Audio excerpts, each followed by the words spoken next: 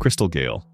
Her voice soft as silk, her brown eyes carrying unspoken emotions, and hair so long that it became a defining symbol of an entire era in country pop.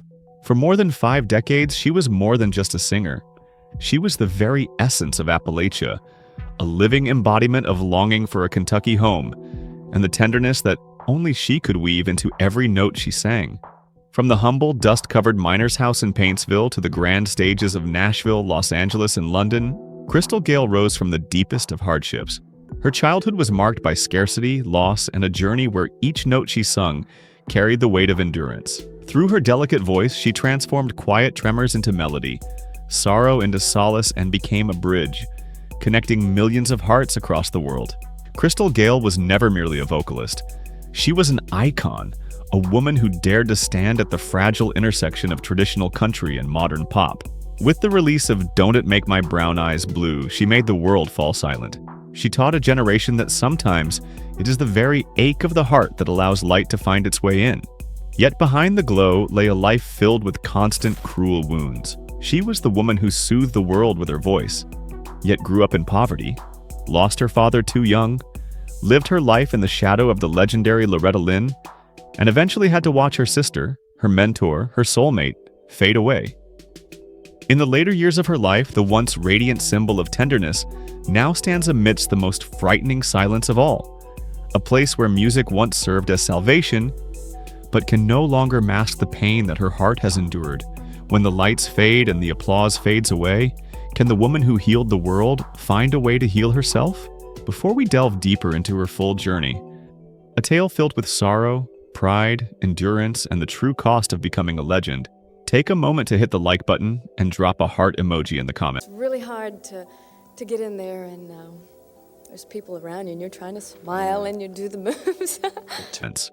A small gesture, yet one powerful enough to send love to the woman who sang through the quietest storms and managed, in doing so, to keep the beauty of tenderness alive in a world too often overwhelmed by noise.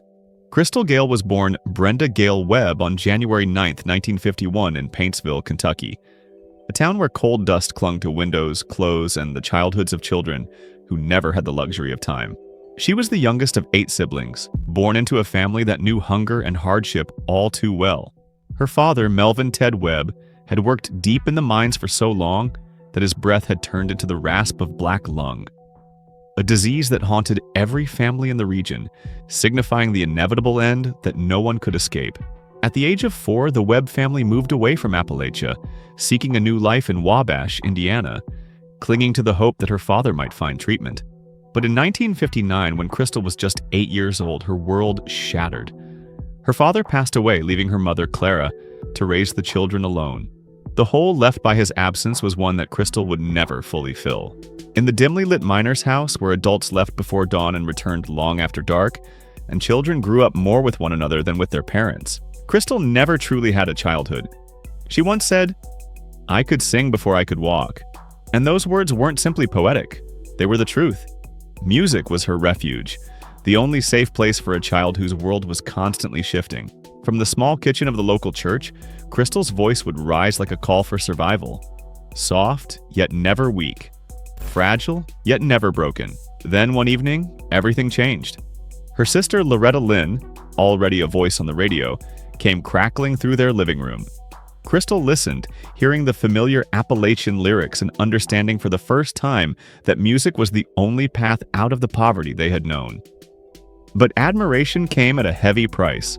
From that moment on, the town would refer to her as Loretta's little sister. Sometimes I will braid it at night, but normally I like to just leave it loose. But, I just have more tangles in the morning, but it's okay. Okay. And Crystal's life would forever orbit in her sister's immense shadow. After moving to Indiana, Crystal was exposed to a variety of music, from gospel and folk to pop and classic country. These diverse influences shaped the smooth yet deeply Appalachian voice she would become known for. She recorded demo tapes, performed at church and school events, and at 16, fate opened its first real door.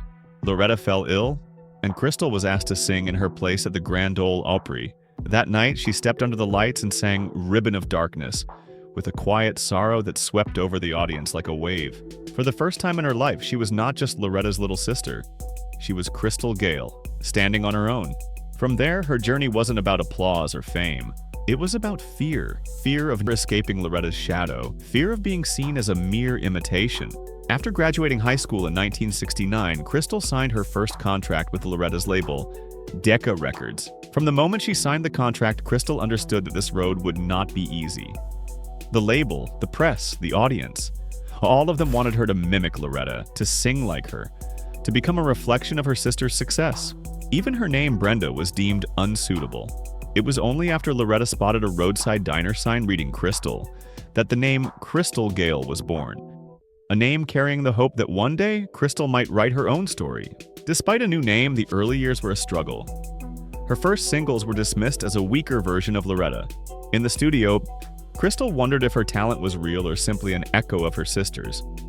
But in 1974, everything changed. She signed with United Artists Records and met producer Alan Reynolds, the first person who truly saw her as an artist. Alan encouraged Crystal to abandon the strong Appalachian vocal style that defined Loretta's music, and instead to find her own, softer voice. The result was a breakthrough, a new sound that combined country with a polished pop sensibility. In 1976, I'll Get Over You reached #1 on the country charts. Normally, when Loretta takes her time off, she heads to Hawaii, and I think that's where I'm going to head. You may have to go to her We're gonna- well. Well, at that time, like two names like Brenda. And Crystal knew she had finally broken free from Loretta's shadow. But it was in 1977 that everything truly changed. A song that nearly slipped through the cracks, Don't It Make My Brown Eyes Blue, was handed to Crystal. In a single session, she recorded it with a vulnerability so pure that it felt like she was laying bare her own heart. The song became a global hit, and Crystal was suddenly not just a country star, but a crossover artist, her voice transcending the boundaries of genre. With this hit, Crystal Gayle went from being a poor girl from Kentucky to an international star. She was now a fixture on the biggest stages, at the most prestigious award shows, and in the hearts of listeners around the world. But beneath her rise to fame, there was always a quiet tremor, an echo of the little girl who had lost her father and spent much of her life standing in the shadow of her legendary sister. Crystal Gayle's career soared throughout the late 1970s and 1980s. Her voice became synonymous with country pop. Her signature sound, soft, radiant, and elegant, captivating audiences worldwide. Hits like Talking in Your Sleep and Why Have You Left the One You Left Me For became anthems of a generation. Yet despite her success, she remained humble, the opposite of the flashiness often associated with stardom. She found solace in her private life, building a loving family with her husband, Bill Gatsamos, whom she met in high school. They married in 1971, and Bill became not just her husband, but her manager, quietly guiding her career while allowing her to focus on her music. Together, they raised 2 children, Catherine and Christos, who grew up with a sense of normalcy despite Crystal's fame. As the years went on, Crystal's focus shifted from the spotlight to the things that brought her peace: family, home, and simplicity. Today, she resides in a quiet Tennessee home with Bill, surrounded by the love of her children and grandchildren.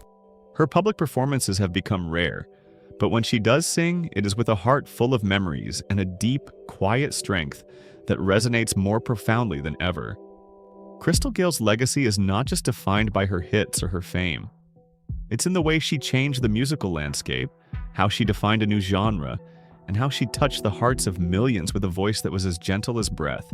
Even as the world moves forward, her music continues to echo in the hearts of those who listen. Great time over there. Got to see some of the traditional ways that they celebrate Christmas. Do you have some special guests with you? In the end, Crystal's story is one of resilience, of a woman who faced hardship, loss, and fame with unwavering grace. She chose gentleness, not because it was easy, but because it was the truest expression of who she was. And it is this quiet strength, this enduring tenderness, that will continue to define her legacy for generations to come.